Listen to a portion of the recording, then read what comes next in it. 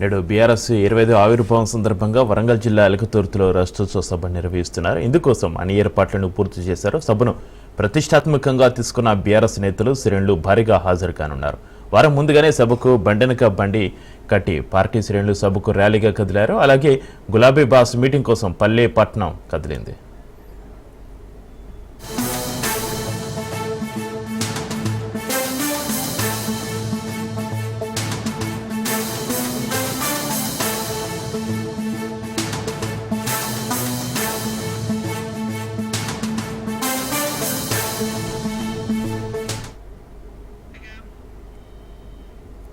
నేడు బీఆర్ఎస్ 25వ ఆవిర్భావం సందర్భంగా వరంగల్ జిల్లా ఎలకతుర్తిలో రాష్ట్రోత్సవ సభ నిర్వహిస్తున్నారు. ఇందుకోసం అన్ని ఏర్పాట్లను పూర్తి చేశారు. సభను ప్రతిష్టాత్మకంగా తీసుకున్న బీఆర్ఎస్ నేతలు శ్రేణులు భారీగా హాజరు కానున్నారు. వారం ముందుగానే సభకు బండెనక బండి కట్టి పార్టీ శ్రేణులు సభకు ర్యాలీగా కదిలారు. అలాగే గులాబీ బాస్ మీటింగ్ కోసం పల్లె పట్నం కదిలింది. సభపై 500 మందికి సరిపడే విధంగా బాహుబలి వేదిక నిర్మాణం ఏర్పాటు చేశారు. సభకు వచ్చే ప్రజల సౌకర్యార్థం కోసం 2,500 మంది వాలంటీర్లు ఏర్పాటు చేయగా సభ కోసం ప్రత్యేకంగా హెల్ప్ లైన్ ఏర్పాటు చేశారు.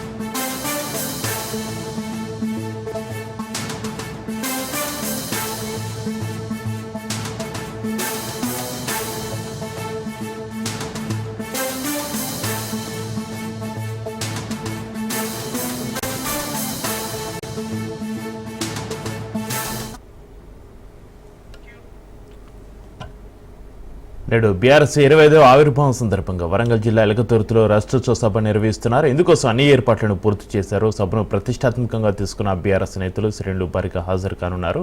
వారం ముందుగానే సభకు బండెనక బండి కట్టి పార్టీ శ్రేణులు సభకు ర్యాలీగా కదిలారు. అలాగే గులాబీ బాస్ మీటింగ్ కోసం పల్లె పట్నం కదిలింది. సభపై 500 మందికి సరిపడే విధంగా బాహుబలి వేదిక ఏర్పాటు చేశారు. సభకు వచ్చే ప్రజల సౌకర్యం కోసం 2,500 మంది వాలంటీర్లు ఏర్పాటు చేయగా సభ కోసం ప్రత్యేకంగా హెల్ప్ లైన్ ఏర్పాటు చేశారు.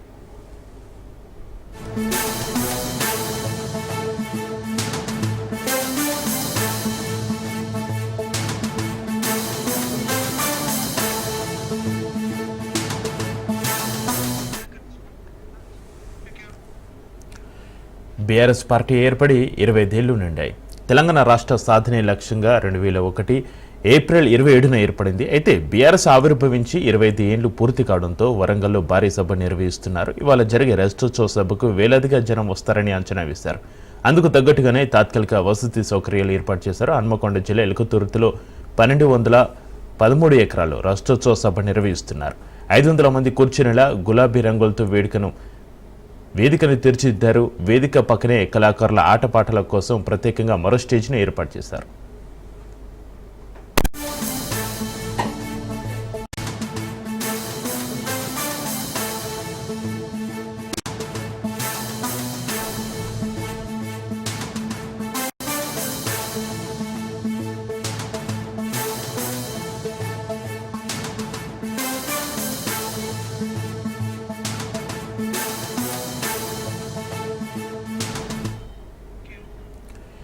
ఇక ఎలకతుర్తికి వచ్చే అన్ని రోడ్డు మార్గాల్లో చెత్తను, ముళ్ళ చెట్లను తొలగించి ఎలాంటి ఇబ్బందులు లేకుండా చేశారు. ప్రతి రోడ్డుకు ఇరువైపులా మొరం పోసి చదును చేశారు. ఇక సభ కోసం రాష్ట్రంలోని నలుమూల నుంచి దాదాపు 50,000 వాహనాలు వస్తాయని అంచనా వేస్తున్నారు. పార్కింగ్ కోసం 1059 ఎకరాలను కేటాయించారు. సభకు వచ్చే ప్రజల కోసం 1,00,000కు పైగా కుర్చీలను ఏర్పాటు చేశారు. కేసీఆర్ అందరికీ స్పష్టంగా కనిపించేలా 20x50 సైజుతో కూడిన 23 LED భారీ స్క్రీన్లు, భారీ సౌండ్ సిస్టమ్ను చుట్టుపక్కల ఏర్పాటు చేశారు. ఇక బీఆర్ఎస్ సభలో కేసీఆర్ ఏం ప్రసంగిస్తారనేది ఆసక్తికరంగా మారింది.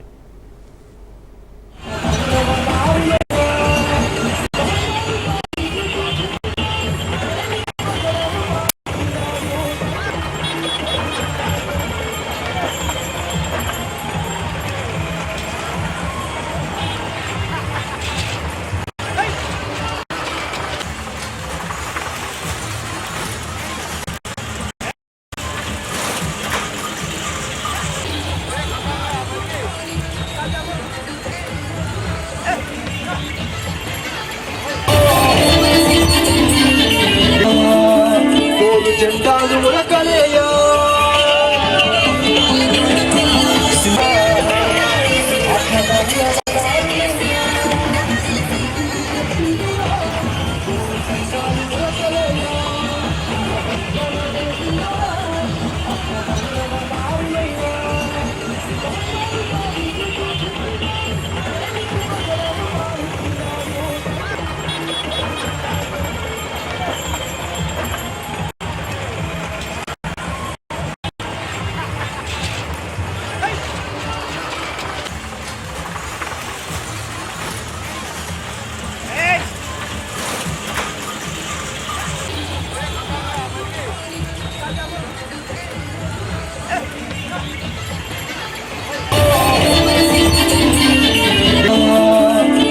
జెండాలు ఉరకలేయో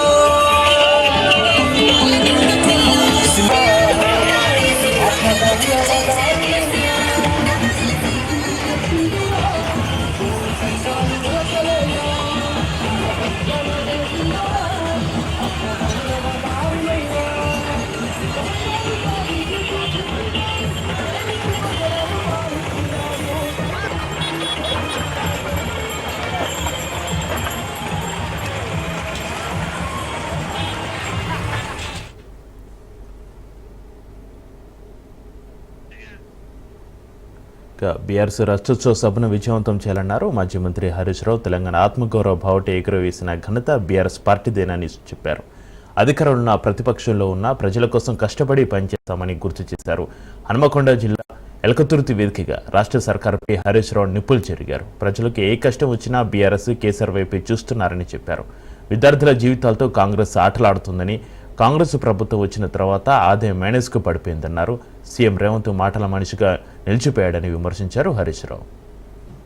తెలంగాణ లేదు, తెలంగాణ లేకపోతే ఇవాళ ఇంత అభివృద్ధి మనం చూసేటువంటి వాళ్ళం కాదు. ఆనాడు సమైక్య రాష్ట్రంలో కరువు కాటకాలకు నిలయంగా, వలసలకు నిలయంగా, ఆత్మహత్యలకు నిలయంగా ఉన్న ఈ ప్రాంతానికి విముక్తి కలిగించి తెలంగాణ ఆత్మగౌరవ బావుటా ఎగిరేసినటువంటి పార్టీ ఇవాళ బీఆర్ఎస్ పార్టీ. రాష్ట్రాన్ని అభివృద్ధి పథంలో నడిపించింది బీఆర్ఎస్ పార్టీ. ఇవాళ ప్రతిపక్షంలో కూడా కాంగ్రెస్ ప్రభుత్వం మెడలు వంచి ప్రజల పక్షాన నిలిచింది కూడా బీఆర్ఎస్ పార్టీ. బీఆర్ఎస్ ఎప్పుడూ ప్రజల పక్షమే.